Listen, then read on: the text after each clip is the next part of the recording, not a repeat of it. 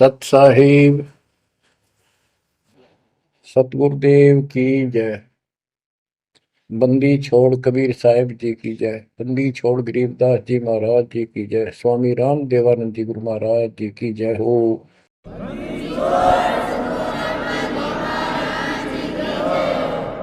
सर्व संतों की जय, सर्व भक्तों की जय, धर्मी पुरुषों की जय। श्री काशी धाम की जय, श्री सुडानी धाम की जय, श्री क्रोथा धाम की जय, श्री बरवाड़ा धाम की जय। सत साहिब गरीब नमो नमो सत पुरुष को नमस्कार गुरु की नहीं। सुर नर मुनिजन साधुआ संतों सर्वस दीन। सतगुरु साहिब संत सब दंडवतम प्रणाम। आगे पीछे मध्य हुए किनको पूर्व। कबीर सतगुरु के उपदेश का सुनिया एक विचार। जय सतगुरु मिलते नहीं जाते नरक द्वार। नरक द्वार में दूत सब करते खेचा तान। उनसे कभू नहीं छूटता फिरता चारों खाने। कबीर चार खानी में भरमता कबहू न लगता पार। सो फेरा सब मिट गया मेरे सतगुरु के उपकार। जय जय सतगुरु मेरे की जय जय सतगुरु मेरे की।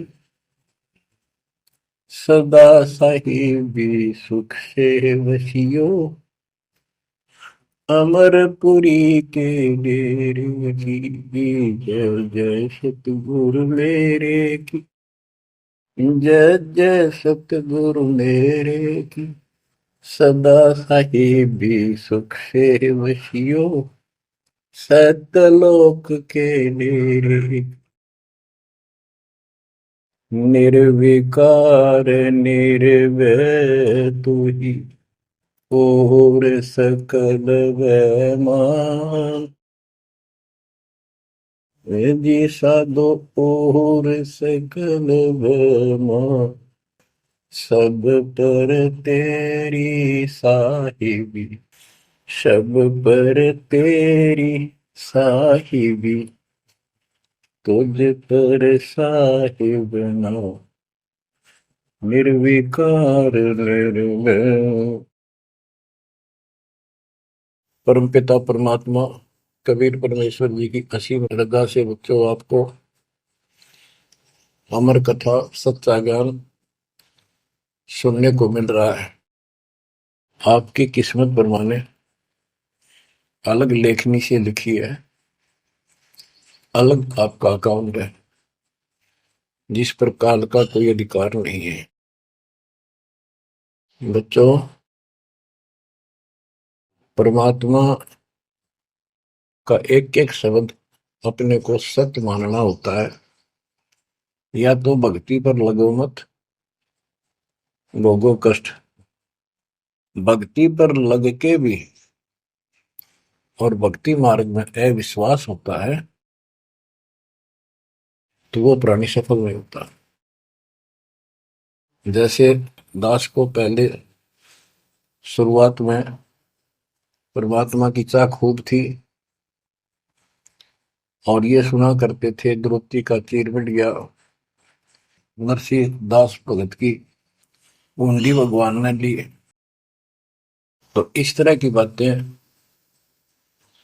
आत्मा मानती थी भगवान कुछ भी कर सकता है, पर कोई कह देता था नहीं ऐसा नहीं हुआ करता है, तो वैसे भगवान की आस्था बनाने के लिए कह रखा है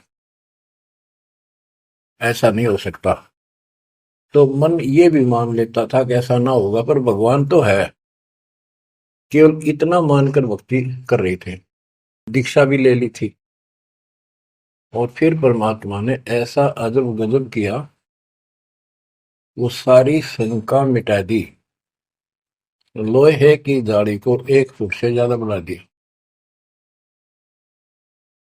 और दोनों को बढ़ा दिया, एक को नहीं। तो बच्चों, विश्वास बहुत जरूरी है। जैसे आपको उदाहरण दिया जाता है सत्संग के माध्यम से। एक गांव के बाहर दो साधक साधना कर रहे थे। एक 40 साल से बैठा था, आयु 60 के आसपास हो चुकी थी। दूसरा 4 वर्ष से साधना करने लगा था, वो भी घर त्याग कर बाहर आश्रम बना रखा था। तो बच्चों, वैसे तो साधना दोनों की ही शास्त्र विरुद्ध थी। पिछले संस्कार से प्रेरणा इतनी प्रबल हो जाती है कि आत्मा भगवान की तरफ तड़प जाती है, उसको खोज के लिए निकल पड़ती है, और जैसा कोई मार्गदर्शन मिलता है उसी अनुसार अपना सारा जीवन कुर्बान कर देती है। उससे उसको कुछ तप मिल जाता है, बन जाता है, और कुछ सिद्धियां आनी शुरू हो जाती हैं। उससे उसका वह बोलबाला हो जाता है। फिर उसकी मृत्यु के बाद वह एक यादगार बना दी जाती है। वो नरभाग, आप तो नरक में गया, आने वाले उस गांव की कई पीढ़ियों को भी नरक भेजने का सामान तैयार कर गया। आने वाली पीढ़ियां उसी को मत्था टेक टेक के उस कब्र पे, उसकी मूर्ति पे, और अपनी मनोकामना पूर्ण करवाती है। होता किसी का कुछ नहीं, पर वह भावना बन जाए, एकाधिका वैसे सूत बैठ जाए, दाव लग जाए स्वाभाविक। जो भक्ति ना करते उनका भी हो जाता है, वो तो उसका संसार होता। और वो नियमित उसका कर देते थे, हम भी ऐसे ही थे। अब बताना चाहता दास, फिर भी विश्वास बहुत काम करता है। भगवान उसके नंबर देता है अलग से, तो उसकी भक्ति में आस्था अगले जन्म में भी बनी रहती है इस तरह की क्रियाओं से। जो आस्तिक और नास्तिक दोनों क्रिया करता है, वो घर का रहता ना घाट का। एक देवदूत आया करता था ऊपर से, विष्णु जी के लोक से, और वो आकर के उन दोनों भक्तों से काफी देर तक चर्चा परमात्मा की करता था। प्रश्न करते रहते थे, भगवान ठीक है, वहां की व्यवस्था कैसी है। तो वो दोनों, ये देवदूत दोनों भक्तों के पास घंटों बैठ कर जाया करता था। देवदूत से भगवान ने पूछा भी, विष्णु ने, कहा जाता है, ये ऐसे ऐसे आपके भगत हैं, बहुत गजब के, कुर्बान हाथ के लिए दो उस गांव में, और मैं वहां बैठ रहता हूँ कुछ देर जाके, आपके ऊपर तो कुर्बान है। तो भगवान बोले, विष्णु जी बोले, भगत तो एक है, एक तो वैसे टाइम पास करे। देवदूत बोला, जी वो होगा जो 40 साल से आपके लिए कुर्बान घर छोड़ के आया हो। तो भगवान बोले, ना, दूसरा जो 4 साल से बैठा है वो भगत है। उसको मुझ पर विश्वास है और बड़े पर को विश्वास नहीं है। ये बात उस देवदूत का गले नहीं उतरा, ये तो हो ही नहीं सकता। तो भगवान ने समझ लिया कि देवदूत की विश्वास नहीं मेरी बात पे। तो विष्णु जी बोले, भाई एक काम करना देवदूत, आज तू लेट जाना समय से, बस जिस समय जाता है,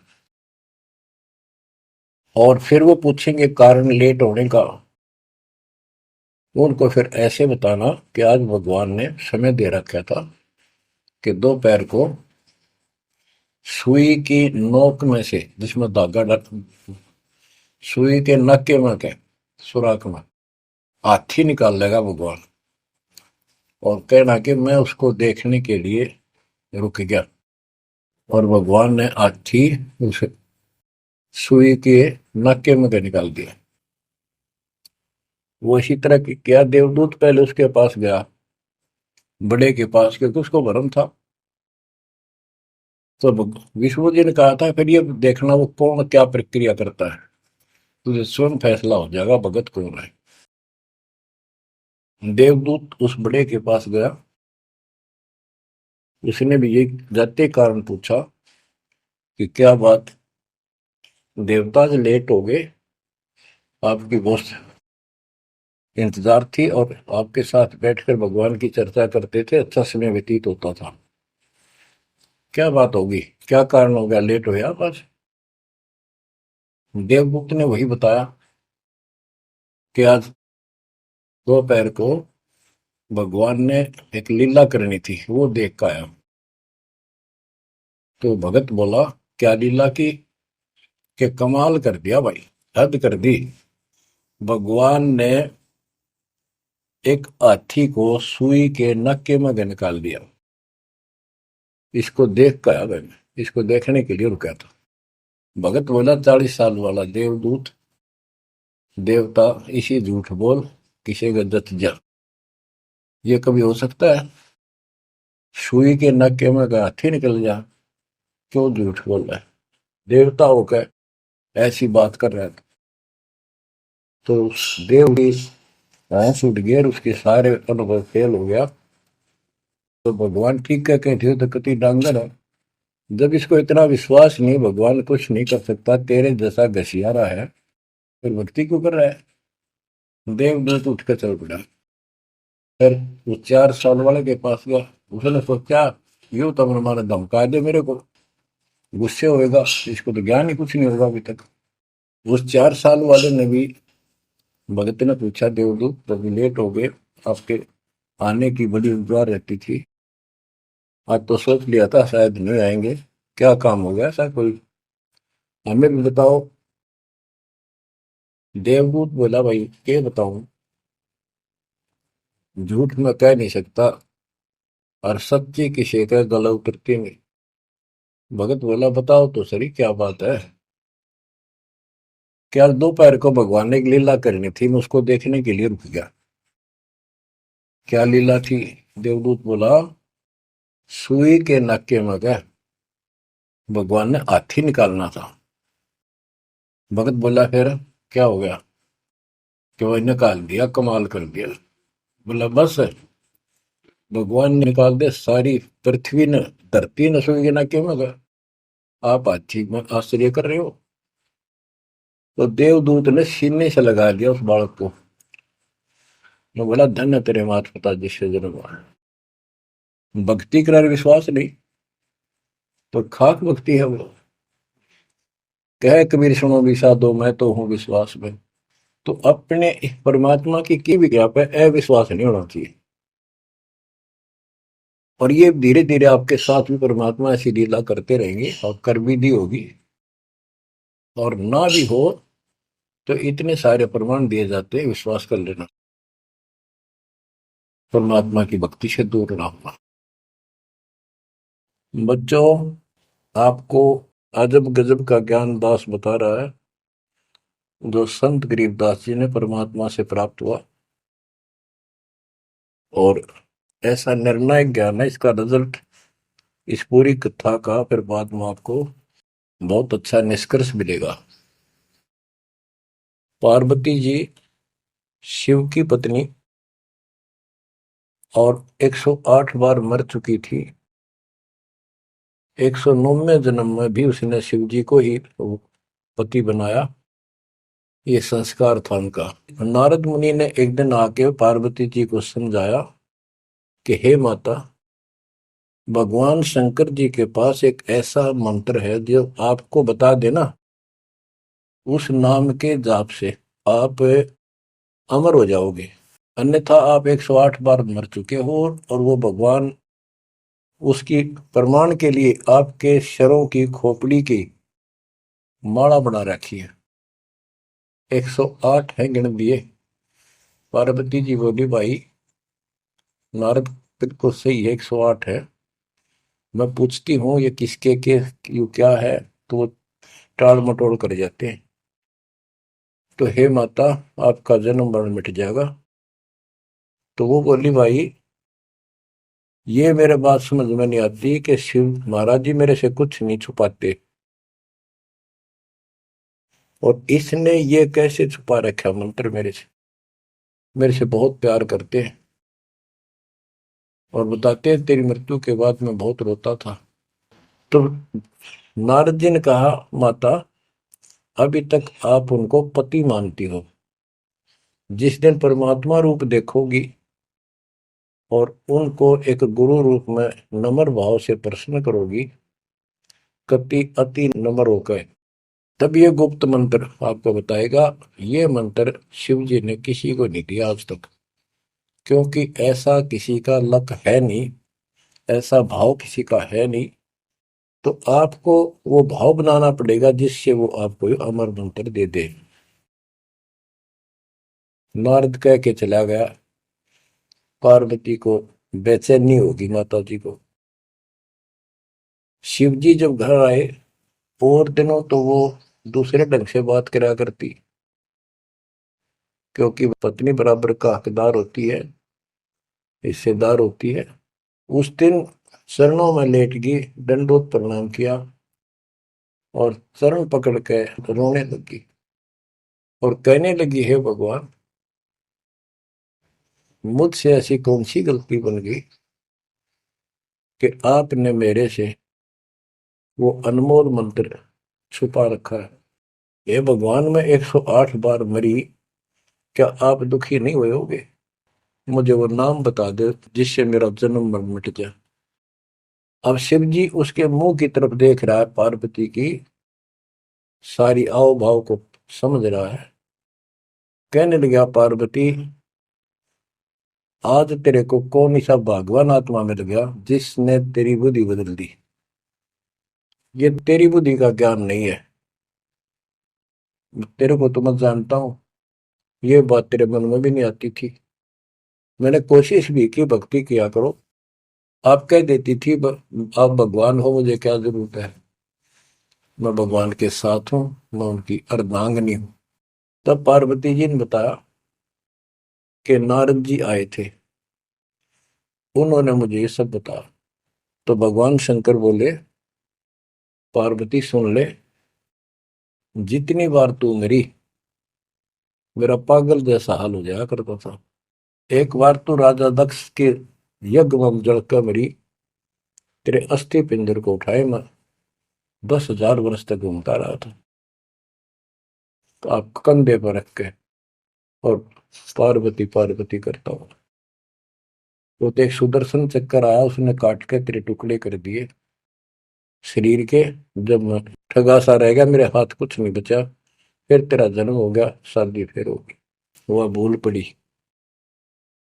ये मंत्र ऐसा अजब गजब है, ये आम व्यक्ति को नहीं बता जा सकता। भगवान शंकर जी ने कहा कि अब तेरी आत्मा सच्चे दिल से डिमांड कर रही है, अब मैं तुझे यू नाम दूंगा। गरीबदास जी बताते हैं कि जैसे सीप एक जानवर होता है, शंखला सा जैसे एक शंख होते हैं, इस टाइप के मजबूत शरीर का, और उसको सीप बोलते हैं, सीप। वह सीप जो है, गर्मी हो जाती है जब उसको अंदर पानी की डिमांड होती है, मोती बनाने के लिए उसमें प्रेरणा होती है, जैसे पशु में गर्भ धारने की होती है। उस समय सीप समुद्र के ऊपर आ जाती है, ऊपर बादल गरज रहे होते हैं, यदि उसका मुख खुला हो और बारिश की एक बूंद भी उसके मुख में चली जा, तो उससे मोती बनना शुरू हो जाता है। उस बूंद को लेकर शिप वापस समुद्र में गोता लगा जाती है, उसमें मोती बन जाता है। और यदि सीप का वो मुंह बंद हो तो सारा सामान बरस जाए उसके ऊपर, मोती नहीं बना।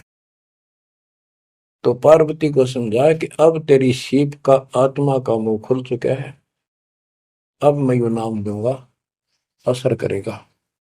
और पहले तेरी सीप आत्मा का मुंह बंद था, इसलिए ये उन्मोद मंत्र ऐसे व्यर्थ नहीं कर सकता था। फिर कहा कि चलो, सुबह सुबह एकांत स्थान पर पहुंच गए। वहां एक सूखा वृक्ष था, पत्ते भी नहीं थे, उसके नीचे बैठ गए और बच्चों वहां पर दोनों हाथों की ताली बजाई। तो आसपास के पक्षी उड़कर भाज गए, इतना शोर हुआ। और जो अंडे थे वो बच्चे बढ़ के उड़ गए। उसी वृक्ष की खोगड़ में एक खोखले स्थान पर तोते के अंडे थे। वो जो अंडे थे उस स्वस्थ अंडे तो बच्चे बढ़ के उड़ गए। अस्वस्थ था एक अंडा, कति खराब हो गया था, गंदा हो गया था, वो वही रह गया। भगवान शंकर को पता नहीं था कि इसमें कोई तोते के बच्चे भी हैं, अंडे भी हैं। उनको मालूम था कि अंडे भी होंगे तो बच्चे बनकर जा चुके होंगे। अब बच्चों, बहुत सी कहानी इस एक ही कथा से आपको समझ में आएंगी। जैसे ये क्या करते हैं, भक्ति ना करके मृत्यु के प्राप्त हो जाते हैं, फिर क्या करते हो, अस्थियों को उठाते हैं, जड़ी हुई हड्डियों को, उनको उठाकर गंगा में बहा के आते हैं। उनका उद्देश्य तो ये होता है कि इसको इतने गहरे पानी में डाल दे कि जो व्यक्ति मर जाता है, स्त्री या पुरुष, जब वो प्रेत बन जाता है तो अपने घर आता है। घर में वो अपने बॉडी को खोजता है, फिर वो जाता है शमशान घाट पे। उसको एहसास होता है कि ये ताजा ताजा जो फूके गए हैं ये तेरी हड्डी है। उन हड्डियों को अपनी मान कर उनका चिपक जाता है भूत, और फिर कभी घर और कभी उन हड्डियों के पास वहां चक्कर काटता रहता है और परिवार वालों को तंग करता है। तो क्या कर, इसीलिए उसको उन हड्डियों समेत उठाकर उसने इसी जगह डाल दे हैं, उसको भेदा नहीं लगता और वो भटक भटक के चला जाता है। तो बच्चों, अब हमने न तो ये क्रिया करनी क्योंकि हम भूत बनाए को नहीं, हमारी सच्ची भक्ति है और उससे कोई समाधान नहीं हो जाता। तो इसी प्रकार जो दास बताना चाहता है कि मरने के बाद भी उन हड्डियों को भी वो जीव अपना मान रहा था कि मेरी है, उनके चिपक जाता है। इसी प्रकार जो गंदा अंडा हो गया था, वो आत्मा उसका चिपकी हुई थी कि मेरा है। हालांकि वो कति खत्म हो चुका था, कुछ दिनों में उसकी वो सूख जाता, खत्म हो जाता, फिर वो उसको छोड़कर चलती। तो वो आत्मा उसके साथ चिपकी हुई थी। उधर से पार्वती जी को कथा सुनाना शुरू कर दिया, अमर कथा सुनाई। क्योंकि गरीबदास जी कहते हैं, कबीर साहब ने बताया, हम बैरागी ब्रह्मपद सन्यासी महादेव, सोहम मंत्र दिया शिव जी को, वो करे हमारी सेव। तो कबीर साहब ने इन सब को यो अमर ज्ञान सुनाया था, सतलोक वाला, सृष्टि रचना सब सुनाई। भगवान ऐसा है, भगवान ऊपर है, भगवान ऐसा है, वो सबका मालिक है। जब तो मान ली, प्रथम नाम एक ले लिया, किसी को ओम दे दिया, किसी को सोम दे दिया, किसी को श्रीयम हरियम दे दिया, किसी को किलियम। इस तरह इनको अपना बनाया परमात्मा ने। और फिर सोचा था कि दोबारा मैं आऊंगा, अगर इनकी बुद्धि काम करेगी, इनकी आस्था ठीक रही, तो फिर नए सिरे तो मंत्र पहला दूंगा। जब दूसरी बार परमात्मा गए तो इन सब की बुद्धि काल ने फेर दी। इन्होंने सुनी भी नहीं कबीर साहब की बात। तो कबीर साहब वापस आ गए। अब वो ज्ञान शिव जी को था, पार्वती को बताया और मंत्र दिया उसको। अब बच्चों, 5 नाम शिव जी को बताए थे, लेकिन शिव जी विशेषकर एक सोहम मंत्र ही जाप करता है। ये चक्कर ये है कि जो गुरु बताते हैं हम उस पर ना रुक करके फिर मनमुखी जरूर करते हैं कोई कोई। और परमात्मा जी ने, कबीर साहब ने शिव जी को सब कमलों का भेद बताया था। ये योगी था, इससे तो एक कमल भी नहीं सुलझा था, एक भी, और अभी तक नहीं सुलझा है, लेकिन ज्ञान सारा बता दिया था। तो पार्वती को सुनाया जा रहा था ज्ञान, पार्वती यश करती जा रही थी, देखो ये मूल कमल है, आगे चलो स्वाद चक्र है, फिर नाभि कमल है, हृदय कमल है, उसमें ऐसे ऐसे देवता हैं, कंठ कमल में ऐसा है, त्रिकुटी कमल तक पहुंचा दिया बस। पार्वती जी ध्यान मग्न होगी, उसको नींद आ गई, बोलना बंद कर दिया। उधर से वो पक्षी इस कथा को सुनने से वो अंडा स्वस्थ हो गया तोते का, और ओंकार्य वर्ण आ गया। शिव जी ने देखा, आवाज और तरह की आई, पार्वती तो सो रही है, लटके ले रही है बैठी बैठी। आवाज कहाँ से आई? उसने देखा एक पक्षी उस वृक्ष की खोगड़ में, वो थोथे स्थान में नजर पड़ा। पक्षी उड़कर भाग लिया। शिव जी उसके पीछे चल पड़े कि इसने मेरा ज्ञान चुरा लिया। आकाश में उड़ गया, उड़ के पीछे हो लिया। ये तोते वाला जीव परमात्मा की अमर कथा सुनता है, उसमें भी शक्ति सिद्धि आ गई थी। और ये ज्ञान जो है पूरे पहुंचे हुए संत से सिद्धि युक्त और अधिकारी से सुनने से ज्यादा असर करता है। भगवान शिव तीन लोक के प्रधान है, इनमें आध्यात्मिक शक्ति है। वो साथ मिलकर उसकी आध्यात्मिक शक्ति के साथ वो वाणी परमात्मा अमर कथा उसके भी बॉडी में गई, उसमें सिद्धि आ गई। मोक्ष तो बहुत दूर की बातें हैं, ये तो लंबा चैप्टर है, लंबी कहानी है। लेकिन सब थोड़ा थोड़ा हिंट आपको देना पड़ता है, कहीं कभी कोई मिसगाइड ना कर दे। सिद्धियों कहते ये अष्ट सिद्धि नौ निधि के भरे पड़े हैं शिव जी, और इनके वचन से भी सिद्धि आ जाती है किसी को ये कह दे तो। लेकिन सिद्धियां ने के चाटा, ये मोक्ष तो ना हुआ है। भाव कहने का ये है कि वो तोते वाला प्राणी वेद व्यास के आश्रम में पहुंच गया, उड़ता उड़ता पीछे पीछे शिव जी। वहां शरीर छोड़ गए, और व्यास की पत्नी ने जमाई ली थी, उसके द्वारा सांस के द्वारा उस सूक्ष्म जीव अंदर चला गया। और जब गर्भ धारण का समय आया तो उनके गर्भ में स्थान दिया, उस बच्चे के शरीर में प्रवेश हो गया। 12 वर्ष तक वही रहा। आगे कथा इसमें आगे आएगी, वो बताऊंगा। अब ये वाणी सुनाऊंगा जो आसानी से आपका समझ में आएगी। मोक्ष मुक्ति का लख्यान बेवा, ब्रह्म में पुत्र व्यास सुखदेवा। सतगुर मेरा महादेव पंका, 84 की मिटी न शंका। के महादेव जैसे भी उनको मिले, फिर भी 84 लाख योनियों का चक्कर उसका मिटा नहीं। 78 जन्म गौरी भरमाई, शिव को रुणमाला गले लाई। अर्ध शरीरी देवी गौरा, जिनका थीर बयानी मोरा। 108 जन्म पार्वती जन्मती मरती रही, और शिव जी ने उसके सिर की माला, सिर के रुंड खोपड़ियां माला बनाकर गले में डाल रखी थी। अर्ध शरीरी देवी गौरा, जिनका थीर भया नहीं बोरा। अर्धंगनी थी शिव की पार्वती, और उसका भी मोक्ष नहीं हुआ। नारद मुनि उपदेश बखाना, गिरजा सुनो मोक्ष पद ज्ञाना। सुन हे देवी गौरा माई, 68 तीर्थ पर भी नाई। पिंड प्रदान किए का बारा, खुला नहीं मुक्ति का द्वारा। जब पिंड प्रदान कहते हैं ना, पिंड प्रदान करने से भूत जुनी जा छूटे थे, पिंड प्रदान करंत गरीबदास जिंदा कह नहीं मिला भगवंत।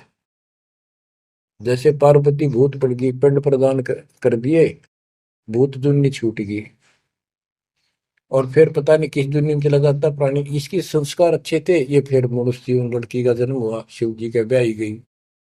ये पिछले जन्म जन्मांतर की शक्ति भक्ति के कारण मनुष्य जीवन ज्यादा भी हो सकते हैं। लेकिन मोक्ष न होने से फिर 84 लाख योनियों में जाना था। इस पार्वती ने भी आगे भी जाएगी। शिव जी भी मरेगा, पार्वती भी मरेगी, और फिर ये 84 लाख योनियों में जाएंगे। कहते हैं चंद सूरज की आयु लग, जो जीव का रह शरीर।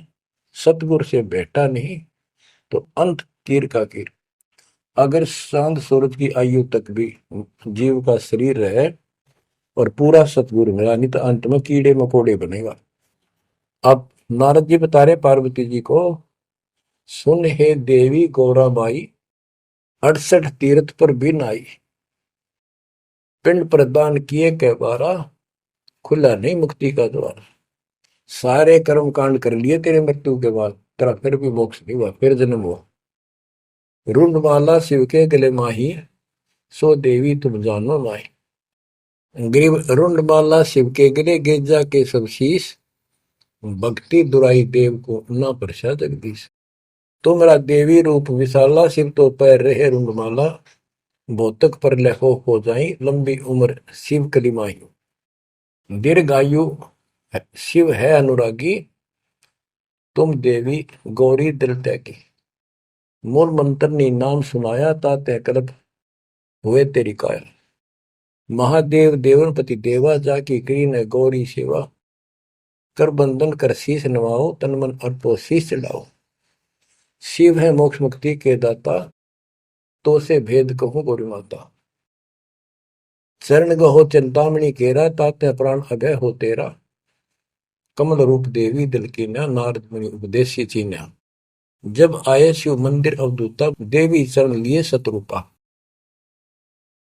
अब कहते नारद के कहने से पार्वती जी ने, गौरी देवी ने कतिक पाक साफ दिल कर लिया, कमल की तरह। कमल के ऊपर कोई मैल नहीं होता, ना कोई धूल टिकती है, ना जल टिकता है, ना कोई कीचड़ टिकता है। तो ऐसा साफ दिल किया।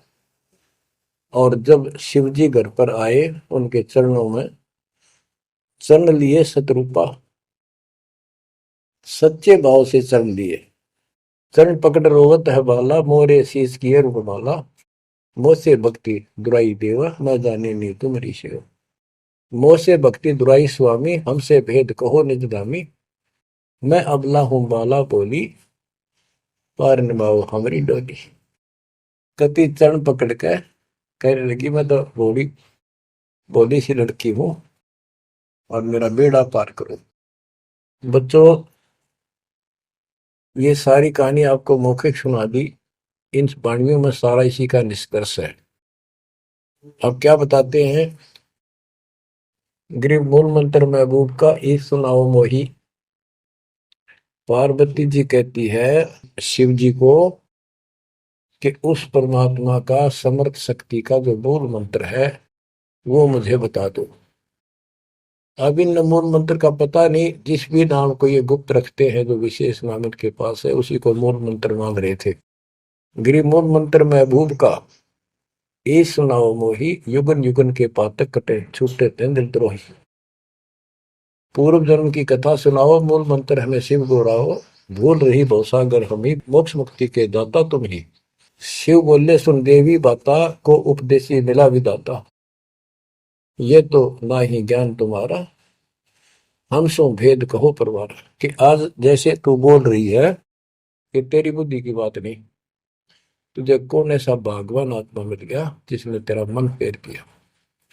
गिरजा कह सुनो शिव स्वामी, तारण तर आदि घरनामी। नारद मुनि उपदेश समोदम, दीना ज्ञान ध्यान परमोदम।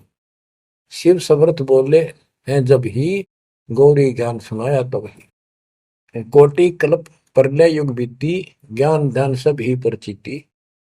तुमरा मन नारद मुनि फेरा, सुनो ज्ञान तुम गौरी मेरा। बनखंड चलो गौरी दीवानी, पंछी सुने न हमारी बानी। ऐसे स्थान पर चलो पक्षी भी कोई हमारी बात ना सुन सके। जब शिवकर से लाई तारी, उड़ गए पंछी नर और नारी। जहां एक सूखा तरवर ताक्या, वहां पर एक सूखा वृक्ष देखा। शिव को आसन कहाँ वहां रखा, उसके नीचे अपना आसन लगा दिया, पार्वती को साथ बैठा दिया। जहां एक गंदा अंडा तिस्माही, तिस जाने तय समर्थ साई। योग असंख्य कल्प बरमाया, पूर्व जन्म कोई पिछला आया। अब तुम सुनो गौरी मेरा ज्ञाना, आसन मुख कर कोटिसाना। आसन पदम लगाओ गौरा, मेर दंड सुधा कर भोगा। गिरिप आसन पदम लगाए कर, भंवर चुड़ाओ सुन। अनहद नादू बाजही, जहां लगाओ धुन। अब क्या बताते हैं कि उस वृक्ष की खोगड़ में गंदा अंडा पड़ा था, और उस गंदे अंडे वाले जीव के असंख्य जन्म 84 लाख योनियों में हो चुके थे। यहां से उसके भाग जागे,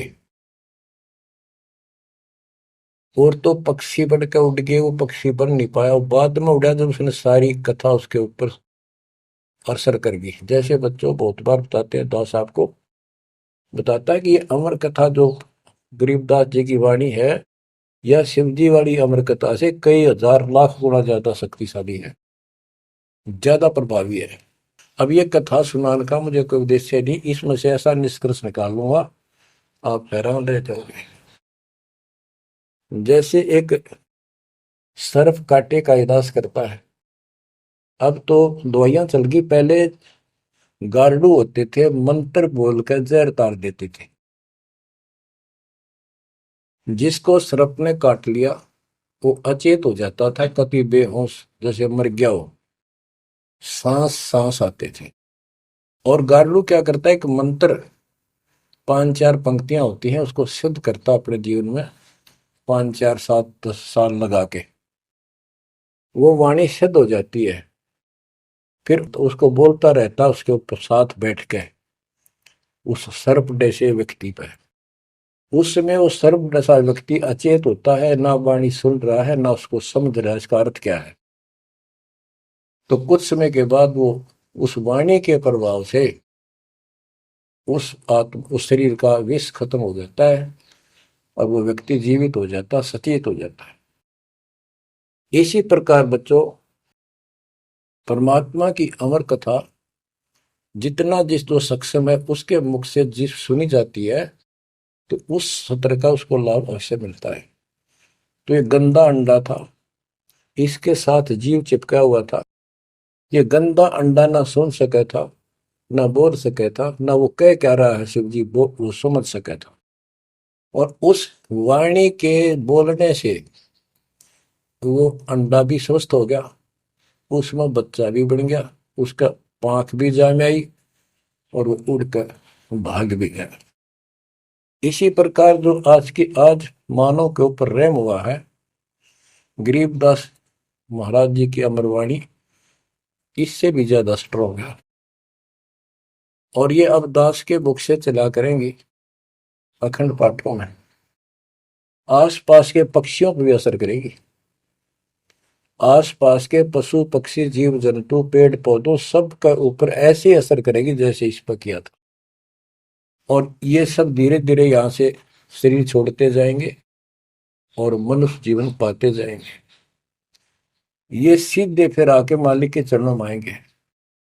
बच्चों, भक्ति जरूर करेंगे, भक्ति करेंगे तो मालिक कहीं ना कहीं उनको मिलेगा। अब मैं सुखदेव ऋषि की बुक सुनाता हूँ, पार्वती का तो दिया। अब एक बात विचार करो कि जहां पार्वती जी को मंत्र मिला, अमर मंत्र मिला, वो नाम मिला भक्ति करने का, यानी वो शिष्या भई, तो वो स्थान पार्वती के लिए तो अमरनाथ हो सका है। ये जो वहां आजकल जावे हैं मत्था टेकन देखन दर्शन करन, उनके लिए अमरनाथ नहीं है वो। अब जैसे आपने जिस भी आश्रम नाम दान केंद्र पे या कहीं भी दास से दीक्षा ली है, आपका वो स्थान अमरनाथ है। लेकिन उस स्थान से कुछ नहीं लेना देना, मोक्ष नाम से होगा। तो बच्चों, उस स्थान से मोक्ष नहीं है, वो स्थान तो आपको जिंदगी भर याद रहेगा, मुझे वहां दीक्षा मिली थी, बस इतनी बात है। और ये अमर ज्ञान मुझे प्राप्त हुआ था। लेकिन मुक्ति नाम से होगी। और जो बोले आत्मा इतने ऊंचे पहाड़ों पर जाते हैं दर्शन करके आवांगे। अब विचार करो, जैसे दास ने बहुत बार समझाया आपको, ये तीर्थ क्या होते हैं, ये धाम क्या है। जैसे पार्वती को वहां नाम लिया, नाम लेकर अपने घर ना आएगी, अब भक्ति करिए, वहां क्या रखा है। अब जैसे तीर्थ हैं, वहां किसी ऋषि ने भगत ने कोई तालाब का सहारा तक है, क्योंकि पहले पानी नहाने धोने का पीने का तालाब ही होते थे, कुएं भी बहुत गहरे होते थे, एक आदमी नहीं खोद सकता। तो वहां बैठ कर अपनी भक्ति करता था, जैसे भी उसने डले डोए। क्योंकि सत साधना तो आपको ही मिली है, पूरे विश्व को चार चार युग के बाद मिलेगी। तो वो जैसे भी तप किया, कुछ किया उसने, जैसा भक्ति की, उस आधार से वो उस लोक में चला गया। और अब वहां कुछ नहीं। अब जैसे हम किसी का एक हमाम दस्ता ले आते थे और उसमें सामग्री कूटते हवन की और वापस देते थे मांझ धो के। हमाम दस्ता होता है लोहे का उखड़ सा, एक डेढ़ एक फुट का उसका मुसड़ सा होता है लोहे का ही, उससे वो कूटते हैं जैसे चटनी कुटे आ रहे कुंडी में। तो हमाम दस्ते में थोड़ी बहुत स्मेल थी और 5-4 दिन में वह भी खत्म होगी। जिसका मांग के लाए थे उसको दे आए तो उन घर वालों ने महसूस हुआ कि इसमें कुछ स्मेल आवा है, तो कोई सामग्री कूट रखी है।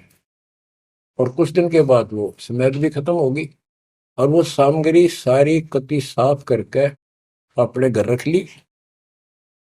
अब उस स्मेल को सूंघ बार बार को हो कमाल हो गया, बड़ी स्मेल आई, फिर वह खत्म होगी, चलो स्मेल लेके आते हैं। उस स्मेल से कुछ नहीं होने का, उस सामग्री से गूगल खेओ, वह बनानी पड़ेगी। इसी प्रकार मोक्ष प्राप्ति के लिए यह साधना करनी पड़ेगी।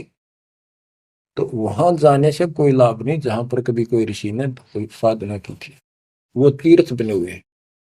तो काल ने परमात्मा से कहा था, जो मालिक आए थे जोगजीत रूप में, अपने बच्चे ज्ञानी के रूप में, जोगजीत रूप में, सहजदास रूप में, कई रूप में हम आते रहते हैं। तब काल ने सारी वचनबद्ध करा के मालिक को और फिर अपनी वह दुष्टता दिखाई थी। यूं कहा था, जाओ ज्ञानी वैसे जाओ, जोग जीत संसारा, जीव न माने कहा तुम्हारा। जीव तुम्हारा कहा न माने, हमरी और वो बात बखाने, तीर्थ व्रत और झूठे जब तब मन लाऊं, देवी देव देवर पुजवाऊं, या जीव को बरवाऊं। द्वादश पंथ करूं मैं साजा, नाम तुम्हारा ले करूं आवाजा। द्वादश पंथ जो नाम जो ले, सो मेरे मुख में आन समोई, और अनेक पंथ चलाऊं, या विद जीवों को बरवाऊं। तो आज वो सारा काम इसने कर रखा है। अब आप किसी को समझा के देख लो, आपके सर हो जाते हैं। तुम हमारे देवताओं को ऐसे बताते हो, हमारी साधना को गलत बताते हो, तीर्थों में जाना ठीक नहीं, व्रत रखना ठीक नहीं। तो काल ने बोल रखा था कि हमारी ओर हो बाद बखाने, हमारी ओर हमारा तरफ पक्ष लेकर के वाद विवाद किया करेंगे। अब बच्चों, जो दास बता रहा है कि जो अमर पाठ और अखंड पाठ या वैसे वाणी सत्संग जहां भी चल रहे हैं, चला करेंगे, चलते हैं, चल रहे चलेंगे, वहां आस पास के पक्षियों को भी इसका राहत मिलेगी। और जैसे सुखदेव ऋषि, सुखदेव व्यास जी की पत्नी के पेट में समा गया, गर्भ में, उसके बाद 12 वर्ष तक गर्भ में रहा। वहां उसको याद रहा कि पिछले जन्म तो असंख्य खो दिए, भक्ति नहीं बड़ी, अब के मानव शरीर प्राप्त हुआ और बाहर जाते भूल पड़ जाती है तो जुल्म हो जाता है। इस डर के मारे गर्भ से बाहर लिया। 12 वर्ष बीत गए, ब्रह्मा विष्णु महेश को टेंशन हुई, ये तीनों आ गए। इन्होंने कहा कि सुखदेव बाहर आओ, 12 वर्ष तक गर्भ में ठीक नहीं, हमारी मर्यादा खत्म होती है। 9 महीने भी माताएं गर्भ में बच्चा रखती है, बहुत परेशान हो जाती है, और 12-12 वर्ष रक्षा करेंगी, ये गलत परंपरा डलती है, आप ऐसा ना करो, बाहर आओ। तो सुखदेव ऋषि ने कहा कि हे परवरदिगारो, हे भगवानो, अब मुझे ज्ञान हो गया, बाहर आती है आपकी माया, यह त्रिगुणमयी माया हमें अचेत कर देती है, सब बुला देती है, इस माया में रोक दो, फिर मैं बाहर आऊं। इन्होंने कहा भाई ज्यादा हम भी नहीं रोक सकते, ये हमारे से भी बहुत ज्यादा प्रबल है, हमारे बस की बात नहीं है, बस कुछ सेकंड के लिए रोक सकते हैं। तब उसने कहा जी कुछ सेकंड के लिए रोक दो। तो कुछ क्षण के लिए रोकी, इतना में सुखदेव बाहर आया। तो उसको भक्ति की प्रेरणा बनी रही, भगवान की याद रही। उसी समय 9 नाथ 84 सिद्ध, यानी 93 बच्चे और लड़के पैदा हुए, ऐसा इत्तेफाक था, संस्कार था उनका। उनको भी ये बातें याद रही, उनमें से 9 तो नाथ बन गए।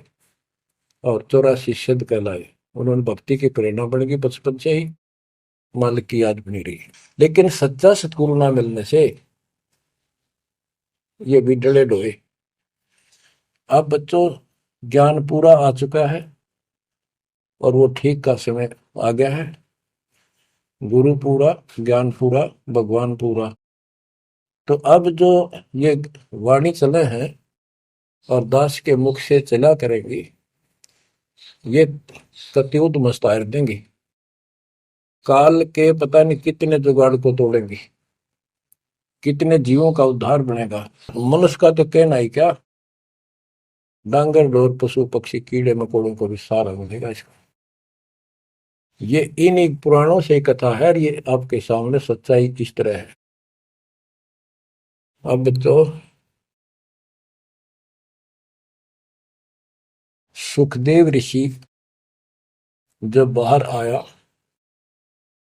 उड़ कर चल पड़ा वहां से। पिता ने कहा बेटा, व्यास जी ने कहा पुत्र एक बार शकल तो दिखा दे।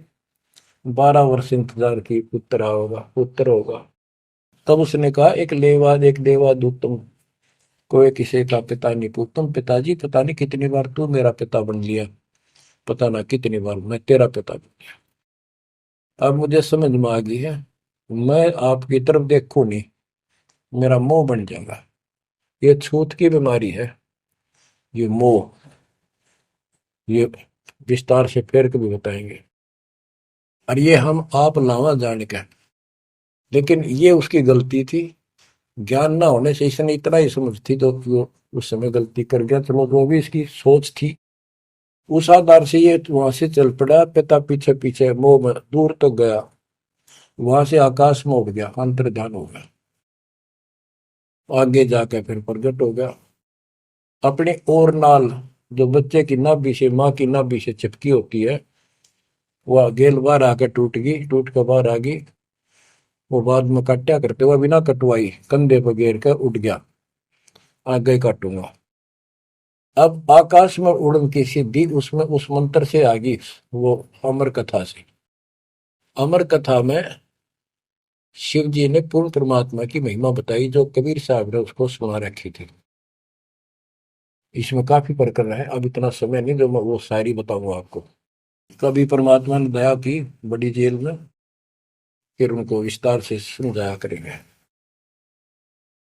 तो कहने का भाव ये है कि सुखदेव ऋषि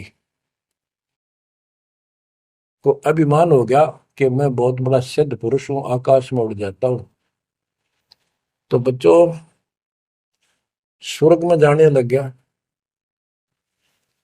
और स्वर्ग के देवता ऋषि महर्षि सब उसको, उसकी जो है ना पूरी वो करें, सम्मान करें, उसकी आरती तारे कि बड़ा धन भाग है तेरे, बड़ी सिद्धि प्राप्त कर ली। इन इतना पता सिद्धि आएगा, और जन्म से ही छोटी उम्र में आपको इतना कुछ प्राप्त हो गया, आप तो बड़े पहुंचे हुए हो।